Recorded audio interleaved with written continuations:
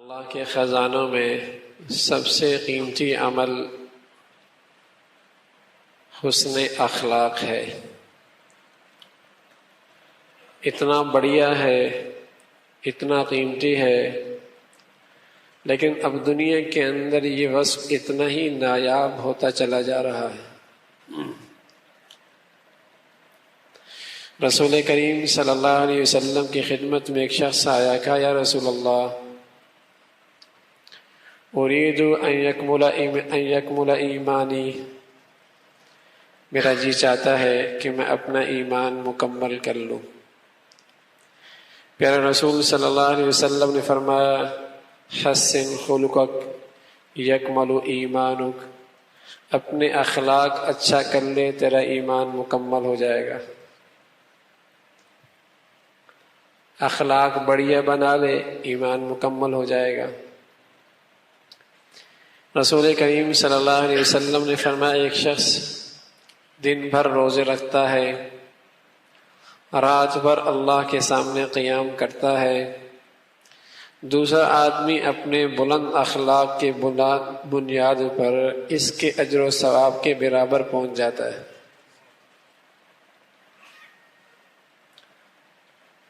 ایک شخص نے عرض کیا یا رسول اللہ ای العمل افضل، کون سا عمل افضل عمل ہے؟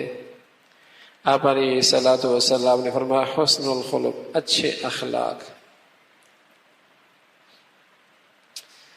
یہ اچھے اخلاق شجر دار سایہ دار درخت کی مانند ہے، پھلدار درخت کی مانند ہے۔ ایسے درخت کی بڑی قیمت ہوتی ہے، بڑی آؤ بھگت ہوتی ہے، بڑا خیال کیا جاتا ہے، حفاظت کی جاتی ہے، بڑا قیمتی پھل لگا ہوا ہے۔ اسی طرح مسلمانوں میں وہ جو بلند اخلاق پر فائز ہوتا ہے وہ انسان کے لیے سایہ دار درخت ہوتا ہے، انسانیت کے لیے وہ پھلدار درخت کی طرح ہے۔ ہر ایک آدمی اس کا خیال کرتا ہے، اس سے محبت کرتا ہے، اس کے وجود کو اپنے لیے باعث رحمت سمجھتا ہے، اس کے ساتھ محبت کرنا اپنے لیے سعادت سمجھتا ہے، اس کے ساتھ اٹھنا بیٹھنا اپنے لیے سعادت سمجھتا ہے۔ جتنا بڑھیا اخلاق والا ہوگا اتنا ہی وہ اللہ کے ہاں بھی مقبول ہوگا، مخلوق کے ہاں بھی محبوب ہوگا۔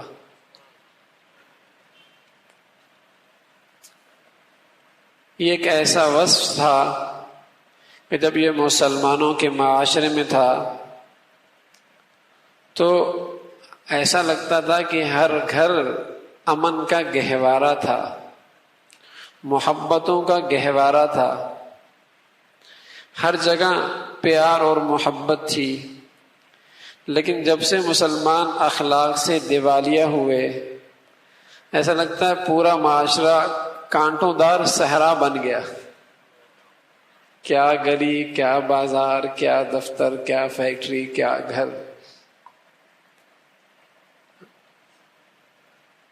آباد گھر اجڑ گئے، روشنی والے گھروں کے اندر اندھیرے چھا گئے، سکون والے گھروں کے اندر کانٹے چبھنے لگے نفرتوں کے۔ ہر گھر، ہر سوسائٹی، ہر دفتر اس کا منظر پیش کر رہا، اس لیے کہ آج مسلمان اخلاق سے محروم ہو گیا ہے۔ یہ اخلاق دل کی کیفیت کا نام ہے، دل کے جذبات کا نام ہے، دل کی خواہشات کا نام ہے۔ اس کا اظہار انسانی اعضاء سے ہوا کرتا ہے۔ اگر اس دل کے اندر حرص آ گیا تو پھر اس کے جسم سے نفرتیں پھوٹیں گی، اس کی زبان سے نفرت پھوٹے گی، اس کے ہاتھوں سے نفرت وجود میں آئے گی، اس کی طرز زندگی سے نفرت وجود میں، اس لیے کہ اندر حرص آ گیا، اندر حرص آ گیا۔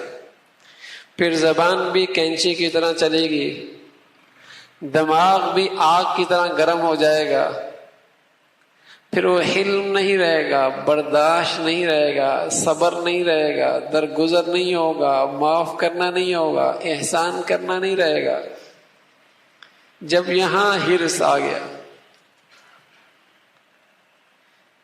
کہ مجھے یہ چیز مل جائے، مجھے یہ چیز اس انداز میں مل جائے، یہ حرص ہے، مجھے نفع مل جائے، مجھے راحت مل جائے، میرا خیال رکھا جائے، تو پھر کیا نفرتیں وجود میں آئیں گی۔ اس لیے اللہ رب العزت نے فرمایا ہے کہ نفرتوں کو ختم کرنے کا طریقہ بلند اخلاق ہے۔ ادفع باللتی ہی احسن، کوئی زیادتی بھی کرے تم اس کے ساتھ اچھائی کر لو۔ رسول کریم صلی اللہ علیہ وسلم کے طرز سے امت کو سبق دیا گیا۔ آپ سے فرمایا واعف عنہم، آپ صرف اپنے ساتھیوں کو معاف نہ کریں، واعف عنہم واستغفر لہم، آپ انہیں معاف بھی کر دیں، ان کے لیے اپنے اللہ سے سفارش بھی کر دیں۔ بلکہ یہی نہیں، وشاورہم فی الامر، معاملہ ایسا کریں کہ ان کے دلوں کے اندر ذرا بھی خیال نہ آئے کہ آپ کے طبیعت کے اندر کچھ ناگواری اب بھی موجود ہے۔ پہلا جیسا رویہ اختیار کریں،